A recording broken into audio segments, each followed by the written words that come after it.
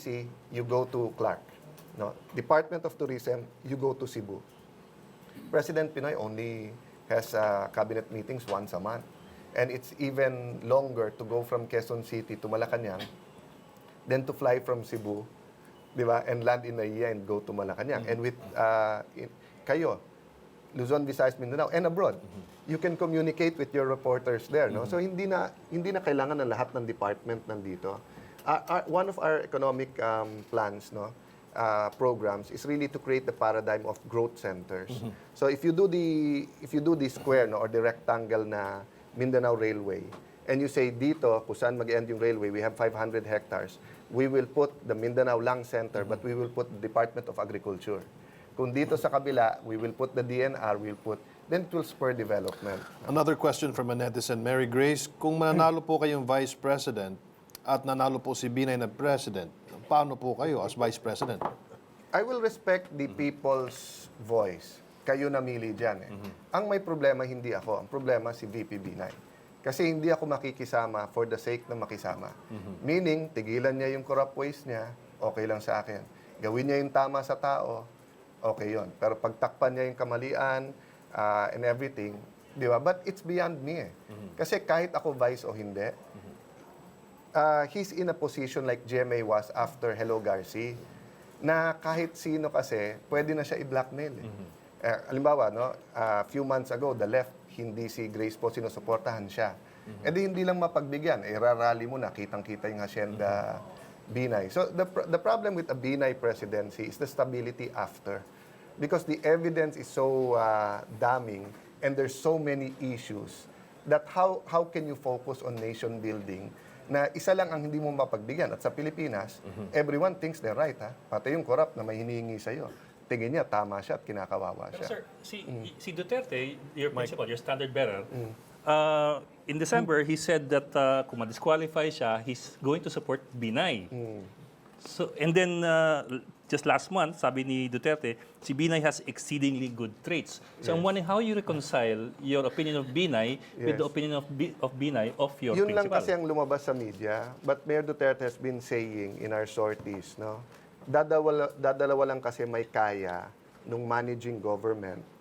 And both him and Binay can talk about peace and order and can talk about drugs.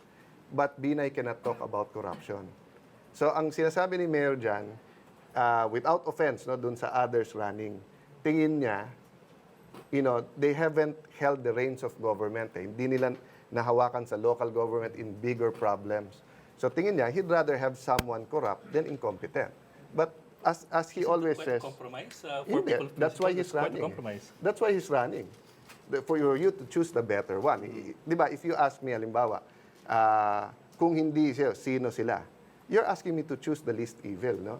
So, ang sinasabi lang ni Mayor Duterte, in his mind, di ba, between people losing out because of inefficiency and losing out because of corruption but they get something, di ba? But he's not saying that corruption is good. Kasi look at the LRT, no? Hindi nga, yung North Rail, okay? Panahon ni GMA, overpriced daw. So, imbis na i-renegotiate nila at may North Rail na tayo ngayon, tinigil nila completely. So, lahat ng tao na naalis at na-relocate, bumalik na. Ang presyo, dumoble na. So, tanong mo sa ordinaryong tao, ano mas gusto nyo sana? May konting corruption yung kontrata na yon, di ba? Natuloy at ngayon may train na kayo? O yung ngayon na tuwid na daan, doble naman ang presyo? Of course, the answer is third. No? Have someone who's not corrupt who can do it well. And that's Duterte. But he was asked, ma-disqualify ka kung sino. And part of that was being sarcastic na, kasi sino ba naman magdi-disqualify sa kanya kung hindi admin? Di ba? So alangan naman kampiyan mo pa yung admin para, kasi very clear naman substitution. 400 public officials already took advantage of substitution. No? So I know what you mean. No? I get those questions. But he has shown no indication in any of our sorties, in our private discussions, na payag siya sa corruption and that he will tolerate corruption. Sir, I have a question. Yung tandem ho ninyo, si Duterte, and yung grupo ho ninyo, malakas ho sa masses, ano po, napakalakas sa social media. Pero pagdating ho, if you look, yung Class CDE, napakalakas ho ninyo. Hindi, walang ka-effort eh. No commercials, no nothing. Kulang ang mga posters pero nandun siya sa second, third place lagi. Pero pagdating naman sa higher end of our society, yung class AB, parang mahina kayo because lalo na sa mga business community leaders because yung takot ho sila, alam naman natin ang negosyante, ayaw ng gulo, ayaw ng kuan. Yung natatakot sila baka magharing karahasan, madugo masyado because nangyari sa Davao, patayin dito, may mga namamatay kinabukasan, yung parang wild west na law and order. So, ano hong reaction niyo rito? Papa, how will you calm the business people? First of all, that's a great question. And first of all, we have to address sa ating mga negosyante, kapitalista, mga bossing sa mga kumpanya, private man or mga bossing sa public, no? Na ang gulo ay hindi lang problema ng mayaman. Ang gulo ay problema din ng mahirap. Yun lang, yung mayaman kasi may natatawagan. 'Di ba? So ibig sabihin, kotongan ka ng pulis, nasa tricycle ka o jeepney, wala ka namang masumbungan. 'Di ba? Kapitbahay mo, nasa customs or nasa mag-karaoke yan hanggang alas 3 ng umaga, tulog ka na, hindi mo masabihan dahil masiga sa'yo, no? Yung pababa ka ng building mo, anak ka ng boss, tatawagin mo lahat ng security kung hinupuan ka. Pero hinupuan ka sa jeep, nakatambay ka ng buong gabi sa pulis, nakatingin pa sa yung mga, wala namang women's desk lahat eh. Ilan lang ang may women's desk, di ba? So, number one, let me point out that gulo is a problem for everyone. But I hear you, no? Because pag sinabi ni Mayor Duterte, patayin na lang natin. Yan. Akala nila, Wild West, akala nila walang strategic way of doing it. So let me address the ABC, the managers, the CEOs of this nation. First of all, you're not exempted from crime. Kaya lang naman hindi lumalabas sa TV at radyo yung crime sa subdivision kasi maapektuhan yung inyong subdivision. Pero may nangyayari, di ba? Okay, sa kalye, hindi kayo exempted na batuhin man ang windshield nyo o hold upin o may patayan. In fact, ang tinitira ngayon panay mga Central Business District, di ba? Sa Makati lately, yung sa byuda ni Papa Doms, di ba? Okay.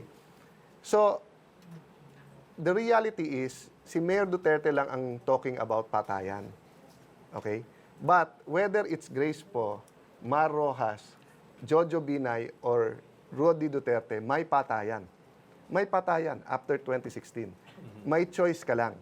Kung ang gusto mo ang patay, yung patay dahil hinold up, yung patay dahil kinidnap, yung patay dahil kinarnap yung kotse tapos pinatay siya, yung patay dahil nakalaban pusher, yung patay dahil high na high, hindi nakakilala, yan po, piliin nyo na si Rojas, Poe, or Binay. Because they're not speaking out strongly against crime. They're giving you the same answer to how to deal with crime, and crime is getting worse and worse. No? We're nearing a narco state in terms of narco politics. Okay? So, Duterte, baka mapaganong ka pagka sinabing dugo or madugo yan or maraming patayan. But remember, all around the world, Japan, Europe, US, yun na ang order, yun na ang rules of engagement. Pag sumuko, posasan nyo kaagad, i-secure nyo, prepare them for trial. Pero pag lumaban, in fact, hindi na pag lumaban ang rules of engagement ngayon. Pag hindi sumunod sa order ng law enforcers. So, ibig sabihin, pag nakaganyan ako at sinabing taas kamay, hindi ka nagtaas ng kamay, mag-move lang, papunta sa jacket mo yung kamay, pwede nang barilin. That's all the mayor is saying. But he's saying it in a way na maintindihan ng kriminal. Kung nasa TV si mayor, sabihin niyang, may operation, lambat, whatever ako, etc. Akala nila mangingisda ka eh. Di ba? Na lalambatin mo isda, hindi yung I mean, sorry sa ating mga kapulisan, etc. But alam ko na intindihan nyo rin kami. Kasi dyan sa mga operation na yan, kayo pa nakakasuhan eh. There is some success.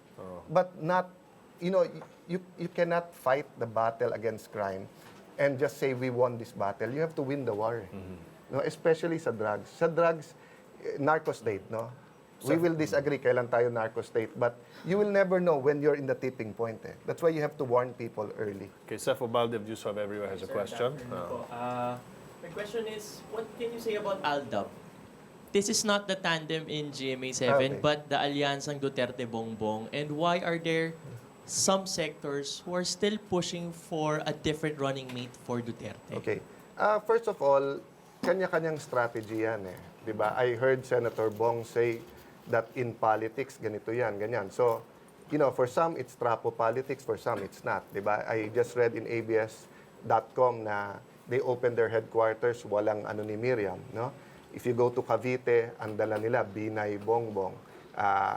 Si Grace po just visited Ilocos, ang sumalubong si Amy.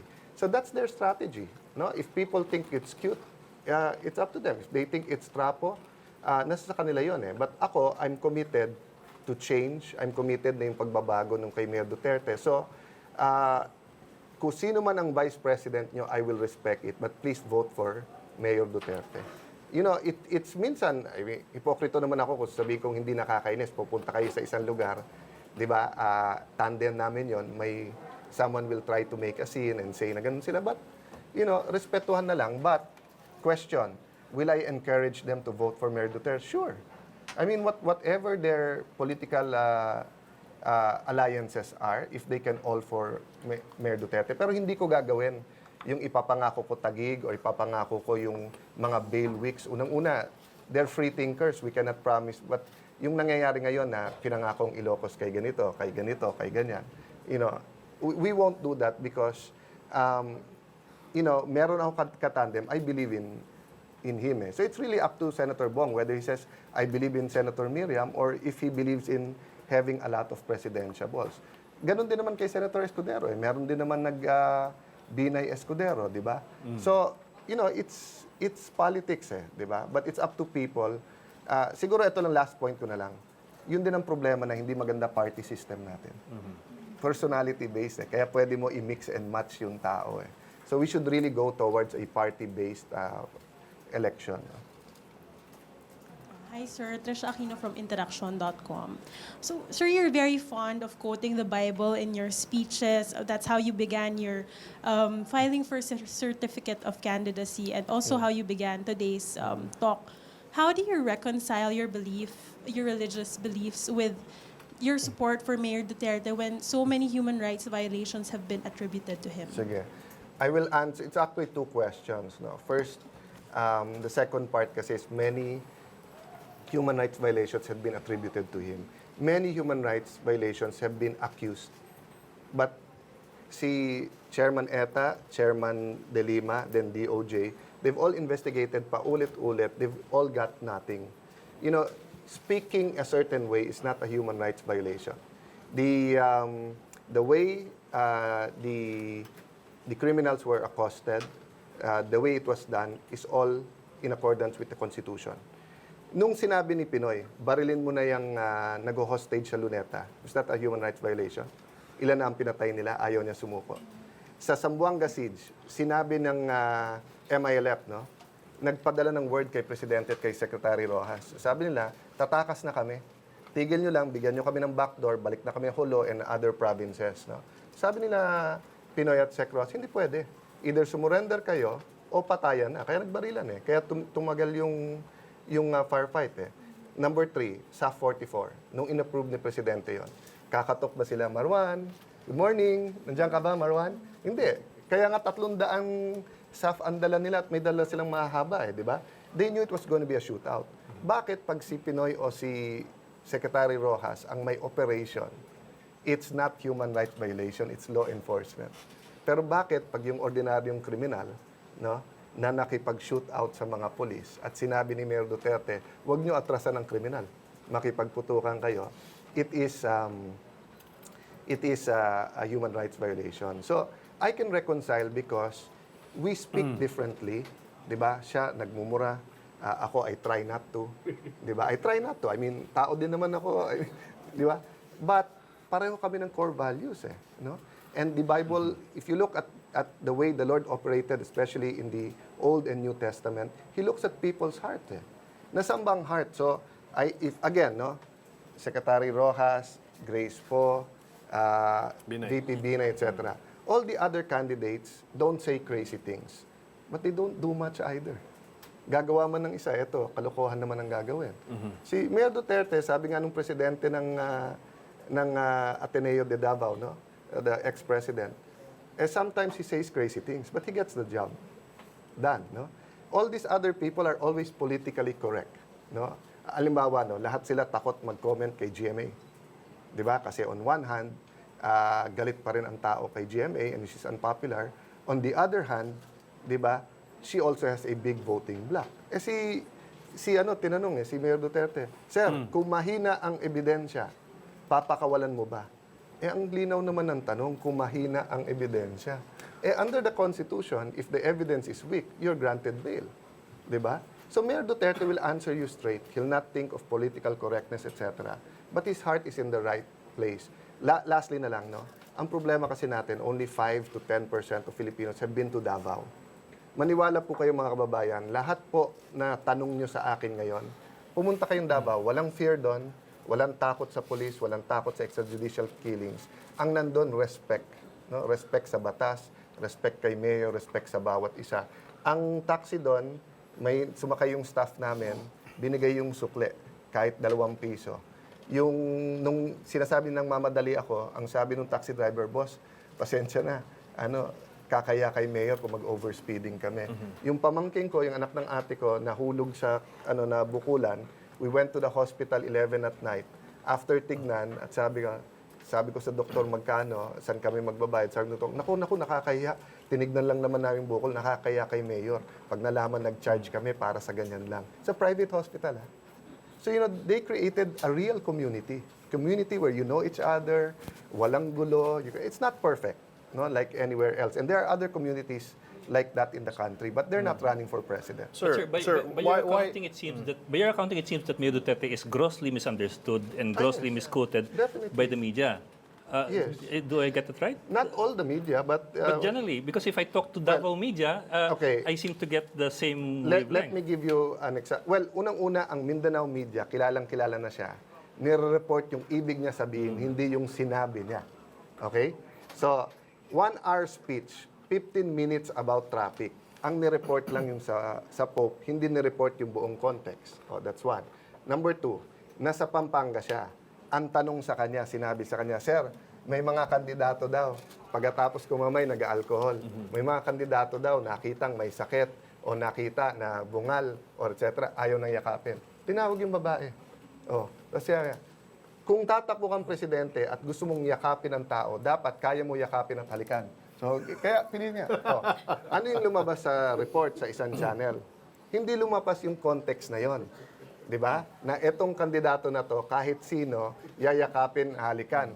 May amoy man, may sakit man, may ngipin man o wala. Ang lumabas sa report, muli na naman ng halik at pinilit humalik si ganyan. So, is there a misunderstanding? Yes. Does he sometimes walk into it? Oh, sometimes yes. Because nga, he's not like the others who are in the national government that are trained their whole life to be politically correct. Ingat ka sa tanong na yan, ingat ka sa itsurang yan. Di ba? Okay, sir. Pero One more, sir, sir. kailangan natin ng political correctness pag naging presidente na yung isang tao. Kasi we're gonna be dealing with international media. We're not dealing with Mindanao media. But we're gonna be understanding of how Digong Duterte It's a is. choice. If you want someone perfect, we can dream. But it's a choice. You want people that are politically correct pero patayan sa kalye. 70% of our people are poor, walang trabaho, nag-abroad. Or you want someone who speaks his mind, sometimes says something like that, no, but gets the job done. And 22 years as mayor in Davao, he's entertained royalty. He's entertained people there, no, from ambassadors and higher ups. Has he ever embarrassed Davao? I mean, this is a campaign, so Okay. he can be what he wants, but you put him in the appropriate, I hear you, no, I Kasi sir, his proclamation speech, feeling ko, nagtatwist yung MTRCB. And they're, Pero, and they're all pero Senator, but people speak that way in the streets, ha? Senator Cayetano, agreed. But not on TV. we've been talking about Duterte. Let's talk about you. Okay. Why will we vote you over Jesus Escudero, Bongbong Marcos, Leni Robredo? Why? Well, siguro first, mahirap magsalita No. ng No, Martin, no. but sige, let me take this opportunity, no? We need strong leadership, di ba? We need character in government, we need political will. I think ang lamang ko kay Bong Marcos, kay Senator Escudero, bago pa lang naman si Leni. Leni, no? Is consistency. Di ba? Like, for example, si Bong, of course, was pro-Marcos, anti-Cory. Kay GMA, nag-anti, nag-pro. Nag-anti, nag-pro. Di ba? Kay ERAP, hindi sila, nakumampi sila. And then, etong kay Pinoy, di ba? Of course, kalaban naman nila, no? Si Cheese, nag-impeachment kay GMA, but he was pro-ERAP. There are issues like kay Binay na hindi sila nag-attend, you know. So, one thing that people maasahan sa akin, consistency. No, kahit sinong makaaway ko, kahit anong makaaway ko, organisasyon, tao, pagka kayo inoppress, kayo ninakawan, lalabanan ko yan. Kahit gaano kalapit sa akin yan. Si FG ay ninong ko sa kasal. Pero kung mali ang ginawa nila, hinalal niyo ako, mali, di ba? Hindi ko sasabihin na, di ba, like, some of the candidates is, walang conflict yan kasi inhibit na lang ako. The mere fact na mag-inhibit ka, di ba? Kampi ka na dun sa pinang-inhibitan mo. Di ba? Kasi nga, you got yourself entangled. So that's number one. The Alan Cayetano you got in 1998 when I became a congressman is the Alan Cayetano you'll get if you bring me to the vice presidency. Number two, kung si Mayor Duterte ang ilalagay nyo, he'll need a strong supporter, backstaffer. He'll need someone who'll protect him because yung mga interest ng mga pusher, smuggler, pipilitin yan na intrigahin, i-black propaganda, i-impeach. No? At kung yung vice president mo ay marupok, anong gagawin yan? Mag-aambisyon mag-presidente yan, sasaksakin sa likod. So if si Mayor Duterte ang pipiliin mo, I know what he wants to do. I know his character. I know he means well. And I also know how to do some of the things he wants to do. No? And lastly, siguro, Martin, I know to some people this doesn't matter, but to me, my family, and to my core supporters, may takot ako sa Diyos. So, if this is right and this is wrong, this is wrong, this is right, I'll figure out what's right and do it that way. So, in that same manner, yung consistency, magagawa. Kasi complicated ang ang gobyerno. And then lastly, ang Duterte Cayetano, kami ang pinakamalaki ang experience. Mayor Duterte, kung kasama pagiging fiscal, 40 years. Ako, I've been in government since 1992 as a councilor, vice mayor, 3 terms congressman, second term as a senator. So more than 20 years na ako. So together, 60 years kami. So we also know how to get things done. Sure, Congresswoman Lenny is clean, but she's only been in government for 3 years. I have tasted offers of hundreds of millions in front of me. I've tasted almost the barrel of the gun in front of me. I've tasted a threat na pasasabugin kami. 3 days later, nahuli 200 meters away from our house, may dalang-dalang granada, no? Be sure to come back. Use 5 everywhere. Copyright 2016.